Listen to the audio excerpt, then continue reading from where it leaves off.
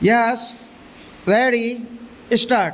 The world is in a bad way, and this great continent of Asia or Europe and the rest of the world are in a bad way and are faced with problems which might almost appear to be insurmountable, and sometimes one has the feeling that we were all actors in some terrible Greek tragedy which was moving on to its inevitable climax of disaster. Yet, when I looked at this picture again from afar and from here, I had a feeling of hope and optimism, not merely because of India, but also because of other things.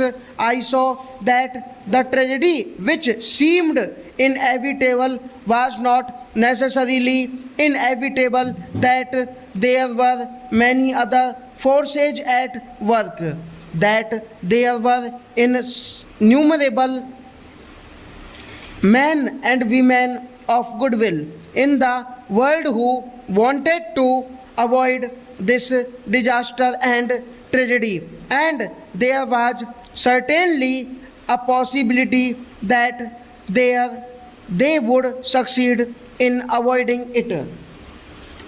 But to come back to India, we have ever since I moved this resolution before the House passed through stage transitions and changes. We function here far more independently than we did at that time. We function as a sovereign, independent nation, but we have also gone through a great deal of sorrow and bitter grief during this period, and all of us have been powerfully affected by it.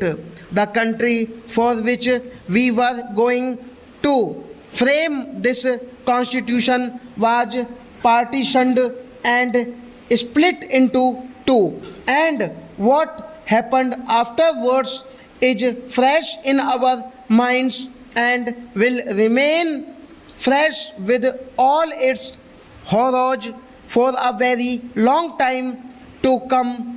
All that has happened, and yet, in spite of all this, India has grown in strength and in freedom, and undoubtedly, this growth of India, this emergence of India as a free country is one of the significant facts of this generation, significant for us and for the vast numbers of our brothers and sisters who live in this country, significant for Asia and significant for the world.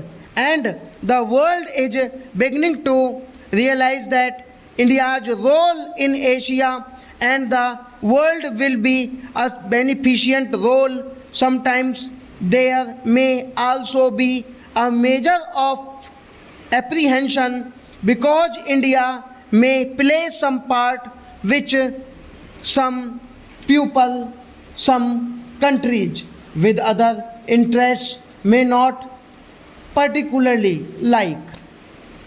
All that is happening, but the main thing is this very significant factor that India, after being dominated for a long period, has emerged as a free, sovereign, democratic, independent country, and that is a fact which changes and is changing history.